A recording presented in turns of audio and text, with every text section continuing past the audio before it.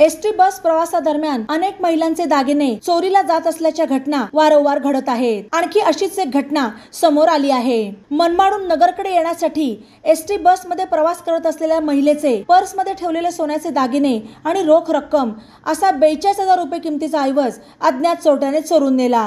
याबाबत सीमा वसंत उगल मुगले राहणार मनमाड तालुका नांदगाव नाशिक यांनी गुरुवारी 20 जूनला सकाळी MIDC पोलीस ठाण्यात फिर्याद दिली। फिर्यादी उगल मुगले या बुधवारी 19 जूनला सायंकाळी मनमाडून नगरकडे येण्यासाठी मनमाड बस स्थानकातून एसटी बस मध्ये बसल्या। प्रवासात राहुरी ते नगर MIDC तील सह्याद्री चौक या दरम्यान अज्ञात चोरट्याने त्यांच्या पर्स मधील दागिने आणि रोख रक्कम चोरली। सह्याद्री चौकात बस मधून उतरल्यावर त्यांच्या निदर्शनासी बाब आली। त्यानंतर त्यांनी MIDC पोलीस ठाण्यात जाऊन फिर्याद दिली। त्यांच्या फिर्यादीवरून पोलिसांनी अज्ञात चोरट्या विरुद्ध भारतीय दंडविधान कलम 379 प्रमाणे गुन्हा दाखल केला।